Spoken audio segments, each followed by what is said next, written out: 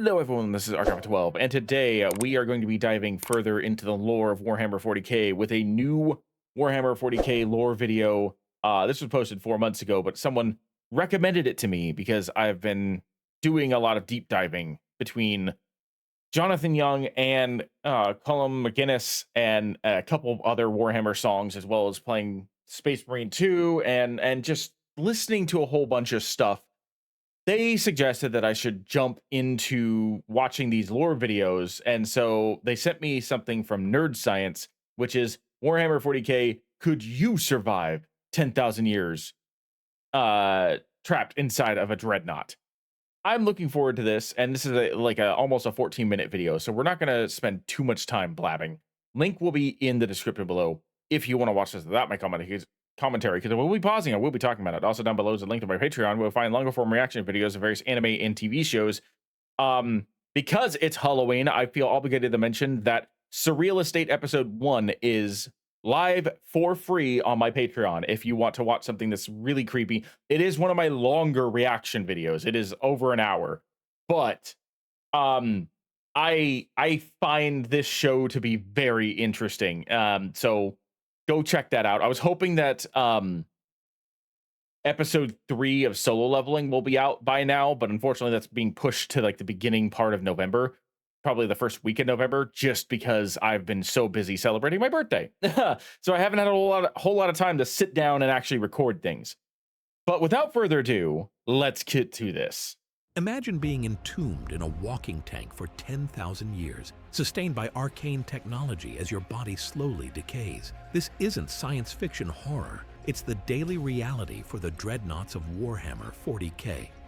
I mean, I feel like that's a pretty decent description of what science fiction horror would be. That's definitely a science horror fantasy element right there. But I understand where they're coming from with being like, oh yeah, no, this is just normal for us. Could your physical form withstand such a transformation? Could your consciousness endure millennia of endless warfare, frozen in time like a relic of a bygone era? Today, we're analyzing the brutal science behind becoming a walking war machine, and whether you have what it takes to join the Emperor's most dedicated servants. The journey from... I can already tell you, no, I don't. No, I do not. Keep me away from this. Mortal to immortal engine of war demands sacrifices few can comprehend, but perhaps you're among those rare souls worthy of such grim honor. Nope. I can tell you right now, absolutely not. What if I told you that the most honored warriors in the Imperium of Man are actually trapped in a living nightmare? The Dreadnought, often glimpsed on Warhammer battlefields as an unstoppable walking tank, represents both the highest honor and the most terrible fate a Space Marine can face. These imposing war machines aren't simply vehicles, they're ancient tombs housing the broken bodies of once mighty warriors deemed too valuable to lose to death completely. When a Space Marine suffers catastrophic injuries on the battlefield, wounds so severe that even their enhanced physiology can't recover, they face a choice darker than death. The Adeptus Mechanicus applies their mysterious technological rituals to preserve what remains within a cybernetic sarcophagus. This sacred process creates a complete neural link between the warrior and the walker's systems, transforming them into a living weapon eternally bound to service. Okay, so the first thing that I can point out to this is that these sort of Neuralink scenarios are deceptively common in a variety of different media. The one that sticks out the most, and probably the one that I am most familiar with, is the how do I pronounce this? I think it's the Alea Vizjanya. I know that sounds bad, but that's literally I believe I'm pronouncing that right. Hold on. I'm just looking it up just to be sure.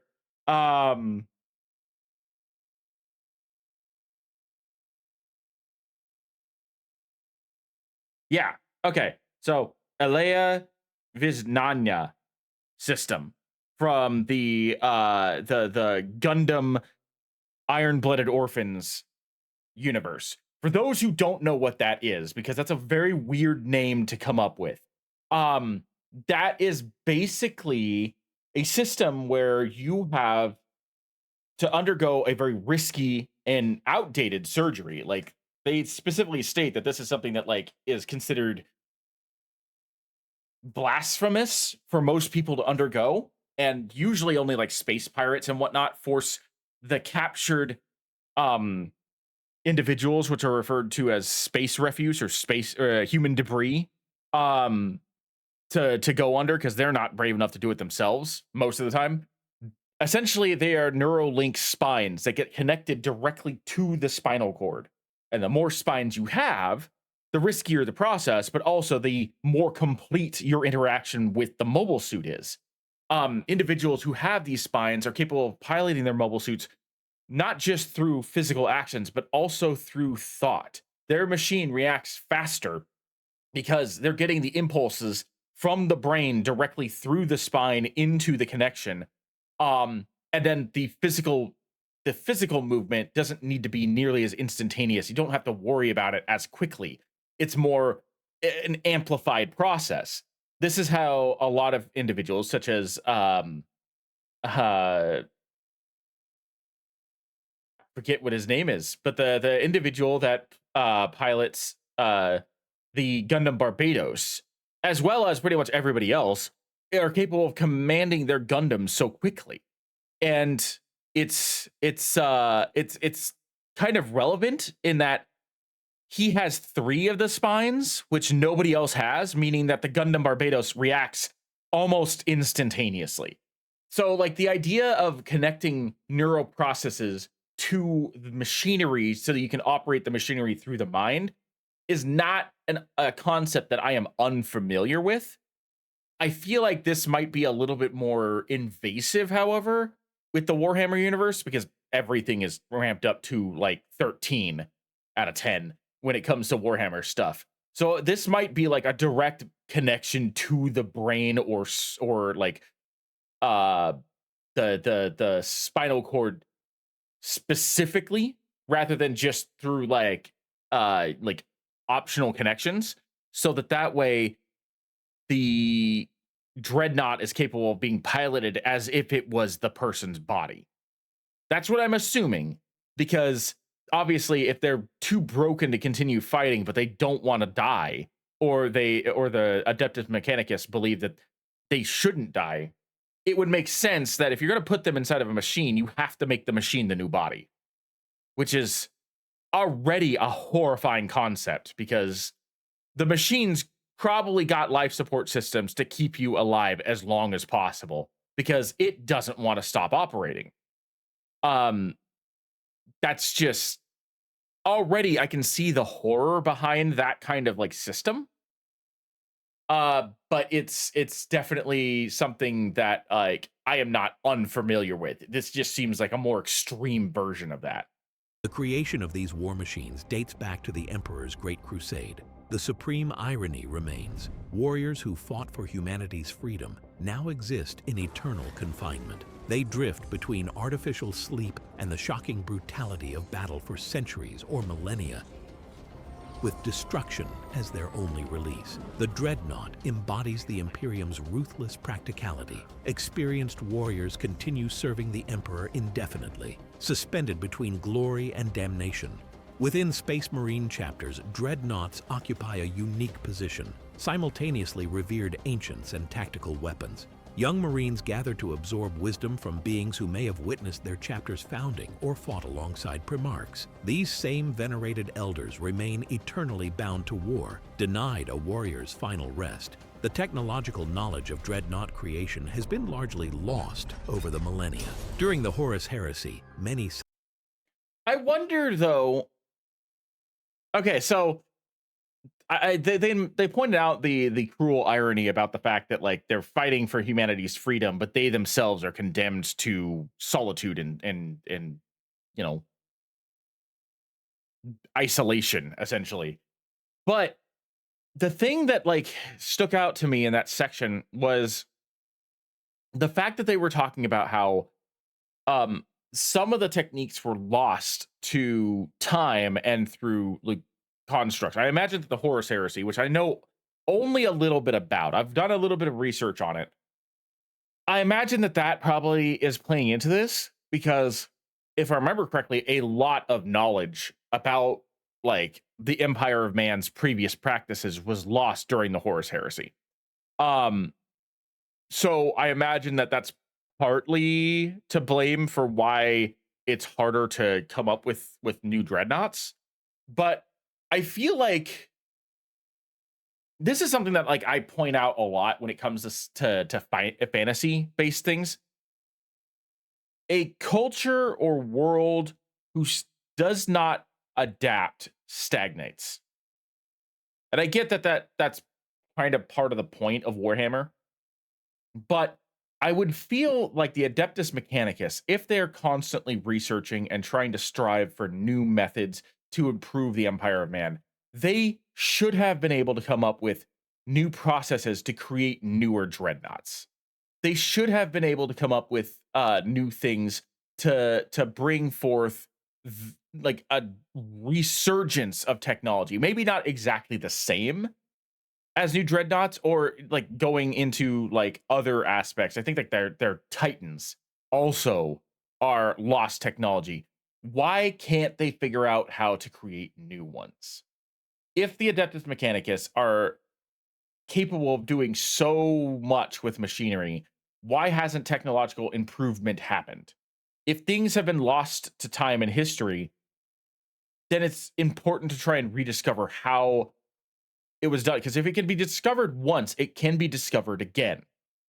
And I feel like that's one reason why, like, I don't enjoy like fantasy as much as sci-fi, because it doesn't feel like it feels like because magic happens to play a key role in most of those fantasy settings, they choose not to go the route of science, even though science is still a core aspect in a wide number of things in their world. Alchemy to create potions and whatnot, to like the techniques for blacksmithing is a form of alchemy, which is a form of science. So like these kind of things can be applied to other things. To create weapons and armor, you need to know the process to do that. It wouldn't be a significant leap to apply those to other things to eventually get to a point where you can start manufacturing actual technology. I have always thought that something like when the Lord of the Rings says for 10,000 years things have been this way, I'm like, okay, do you realize that a really smart elf who lives for like 2 to 3,000 years, do you know how much scientific development they could make? So I don't know, like when I hear things like that where like things have been lost to time or things have never changed or stuff like that, I'm like, why?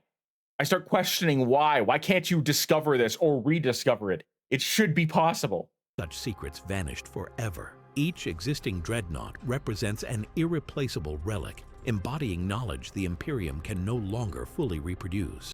Why? That's what I'm saying is why can't they reproduce it? Why can't they figure out a new way of developing dreadnoughts? Why is it stuck that they can't?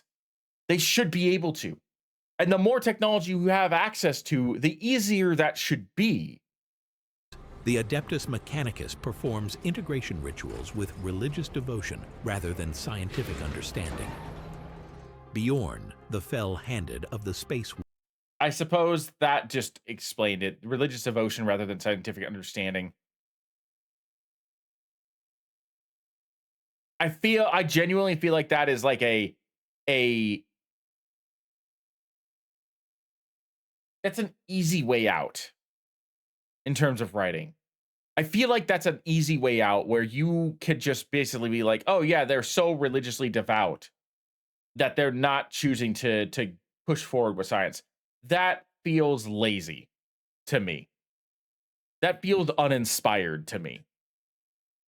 Not necessarily from like the writers of Warhammer 40K, but from the aspect of if you're trying to defeat the forces of chaos and they vastly cause you so many problems like you see in the various video games, why are you not dedicating more to actual intellectual pursuits? Why is the religious aspect so fundamentally ingrained that it's stalling your ability to push forward with more scientific progress. That is a stagnation that would doom the humanity of man. Like, you're doing the bare minimum in order to do things. Wolves exemplifies this dual existence. For over 10,000 Terran years, he has served the Imperium as a living connection to mythic ages. He fought beside Primarch Leman Russ during the siege of the Emperor's palace, personally holding the Eternity Gate against traitor forces. His wisdom is so valued that he's awakened only when absolutely necessary, at each new century's beginning, or during existential threats. Even the Great Wolf defers to Bjorn's judgment, honoring his unparalleled millennia of service. The physical reality of a dreadnought reveals the grim truth of this existence. The central sarcophagus contains what remains of the Space Marine, often just torso, head, and partial nervous system. Suspended in amniotic fluid with neural interfaces, the warrior becomes one with their metal shell, experiencing battle through sensors and targeting arrays as if through their own senses. This fate isn't chosen lightly. Candidates must possess exceptional skill worth preserving and the mental fortitude to endure semi-conscious eternity. The screening process ensures only those with unwavering loyalty and superhuman psychological resilience receive this honor. Why accept such a fate? In the grim darkness of the far future, service transcends physical form. To a Space Marine dedicated to protecting the Imperium, continuing their sacred duty outweighs the horrific costs. It represents the ultimate sacrifice, to serve the Emperor beyond death. For as long as artificial systems sustain them, warriors entombed between duty and damnation. Okay, and so that's the next part that, like, I'm curious about. Because they're capable of creating more dreadnoughts, but they're not capable of creating more dreadnoughts. Do you see where I'm confused here? Because they say that they could choose to save the Space Marines that are like the most loyal, the most devout, the most like skilled, but they can't replicate the technology to create more dreadnoughts. So, like, that would mean that the dreadnoughts that they currently have are all that they have. They have no way of making more. So the selection process is moot at best now because they don't have the ability to replicate the technology. Do you see why, like, this kind of thing is like a little frustrating? Because I don't understand how you can have the ability to make more dreadnoughts without having the ability to make more dreadnoughts. Someone who is far more ingrained into the Warhammer 40K like universe. Can you please explain that to me? Because I'm having a hard time wrapping my head around it. The biological reality of life as a dreadnought goes far beyond the honor of eternal service. While you might imagine some form of peaceful hibernation between battles, the truth is far more disturbing. The mental deterioration that comes with centuries of existence is a biological inevitability that the Imperium fights against with every technological tool at its disposal.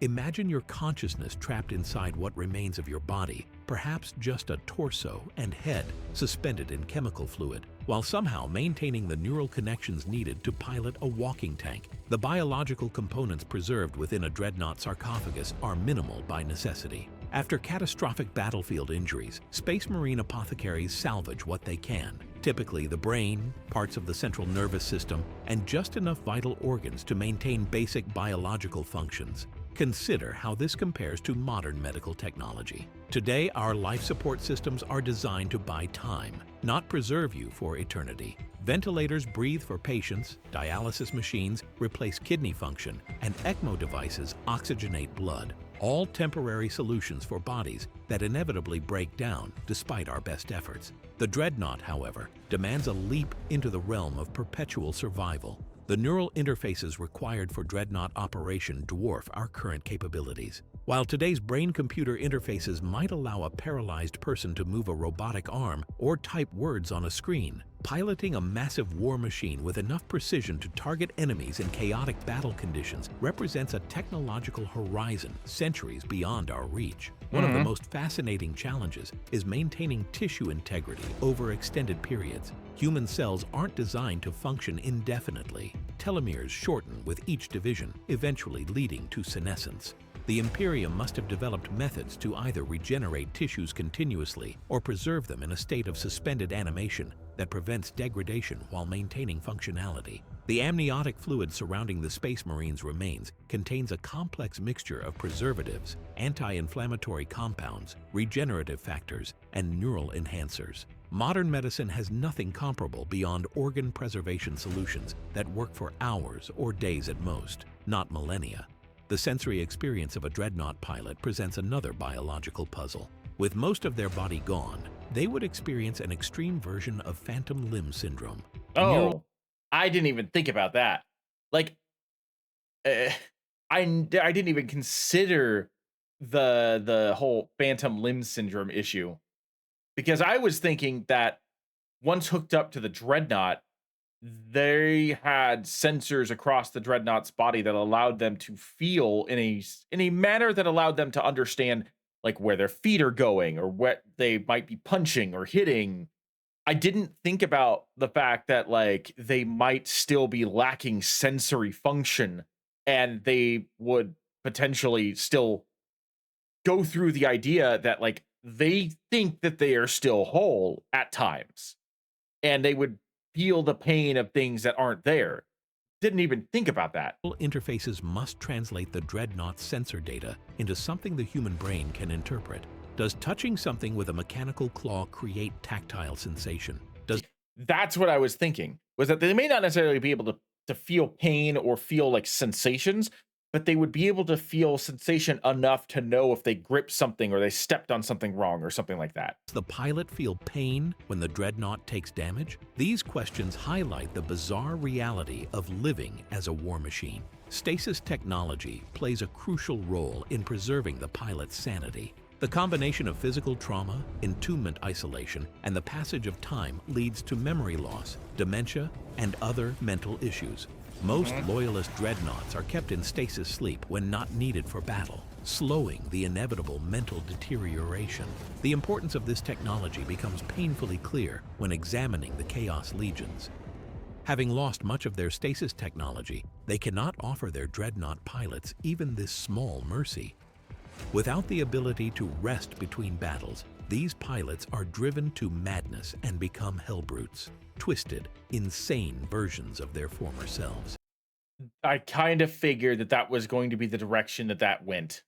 Honestly, like this is like a catch-22 in so many different ways. Yes, you keep your most valuable assets alive, but at the same time, you're also dooming them to eventual madness, which is ripe ground for the chaos gods to be able to take over. So like yeah, you're able to keep the wisdom around, and you've got warriors that are stronger than anything else that you ever have for infantry and stuff like that, but that is a stopgap. That is not going to be a permanent solution. You are holding on to them for dear life as much as possible to get every ounce of service that you can out of them. But eventually they will turn into some of your greatest nightmares. The gap between our current medical capabilities and what Dreadnought technology requires is staggering. The idea of preserving a partial human body for thousands of years inside a mobile war machine exceeds our technological horizons by orders of magnitude. And while we've explored the physical constraints of this existence, perhaps the most terrifying aspect awaits our discussion: the psychological horror of a mind trapped in eternal war, conscious of its own slow descent into madness.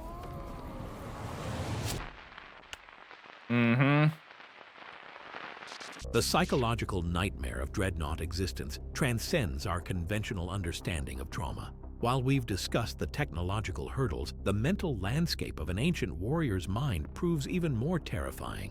What emerges after millennia of intermittent warfare is potentially an entirely new form of consciousness.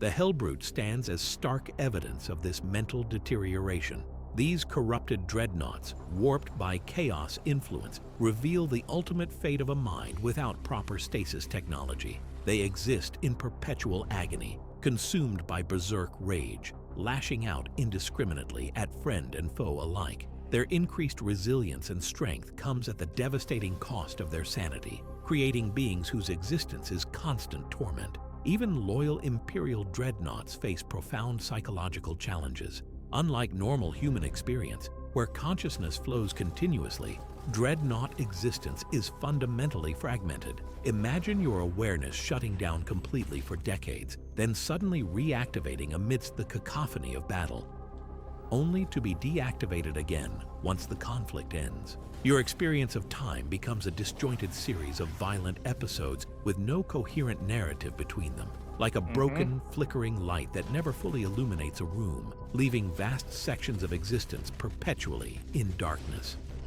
Modern neuroscience tells us this pattern would devastate human consciousness. Our identities depend on continuous temporal experience, the ability to connect yesterday to today. When this continuity shatters, so does the self. Patients with severe amnesia demonstrate this principle. Without the thread of memory connecting experiences, their sense of identity fundamentally changes. That's what I was kind of expecting, honestly, was that I was hoping that they were going to make the parallels to something like dissociative identities disorder or memory loss or Alzheimer's, dementia, amnesia, all of those all of those things. I think it's dissociative identity disorder where you end up like slipping into a different state of consciousness where you don't remember what happens, and if that happens often enough, it can cause severe mental problems. And all of it is the same. It's all because of the fact that your sensation and understanding of time no longer makes sense. And especially with ones that like cause mental degradation and regression, if you lose the memories that like fundamentally built you into the person you were, that causes frustration, that causes rage, that causes confusion, that causes a myriad of emotions to flood up because you can't understand what other people are telling you, because to you it doesn't make sense. That's why like an 85, 90-year-old who is suffering from mental degradation and regression, if they think that they are still like 40, they can't process the fact that the person that's sitting in front of them, who's maybe like 50, 60, 70, is their child, because they can't understand how their child could look as old as they should look. It doesn't make sense to them. Their mental continuity is shattered and broken. So I was kind of hoping that they were going to touch on something like that. Amnesia probably is more or less the one of the best ways to go about it. I think coma would actually be a better way to connect it rather than amnesia, because coma patients would suffer that same disconnect. If you're in a coma for 10 years and you come out and all of a sudden things are... I was actually watching Warehouse 13 recently, and one of the characters in that suffers 15-year comas, or a 15-year coma. And when they come out, their sense of self is so disjointed because they think they're still 15 years old. They're 30 now, and they can't wrap their head around how so much time had passed. How the woman that's standing in front of them is a 22-year-old, and it's their sister. And the last time they saw their sister, it was 9. Like, so much time has been missed that it causes a mental fragment and confusion. And unless you have the proper stability and support and empathy, that kind of confusion can cause psychosis. So I'm glad that they touched on this, because that's basically the perpetual existence of the Dreadnought. They are put into stasis, activated as if they were machines, because they're thought of as only machines, more or less. They're constantly thrown directly into combat and then turned off again for who knows how long before turned back on. Like, the mental processing for that. You have to have severe mental fortitude to be able to understand that that is your life now and to accept it and to accept the confusion that it comes with. Because otherwise, you're going to break. It is not a question of if, it is a matter of when. The Dreadnought's existence oscillates between sensory starvation during dormancy and overwhelming sensory overload in battle through artificial systems that bear little resemblance to natural perception.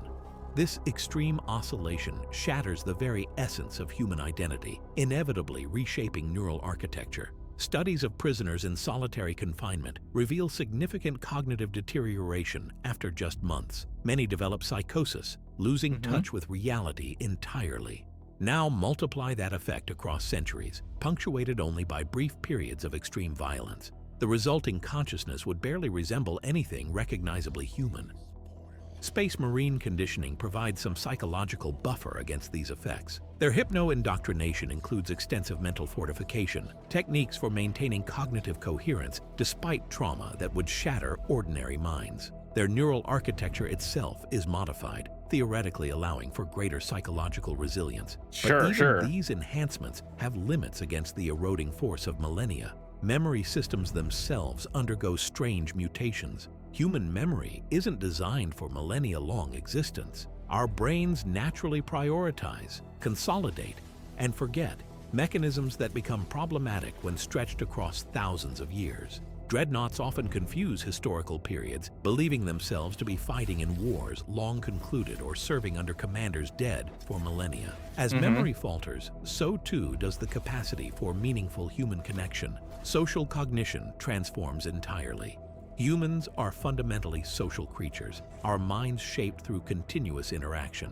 Dreadnoughts experience social contact only sporadically, primarily in hierarchical military contexts. This gradually erodes normal social-emotional processing.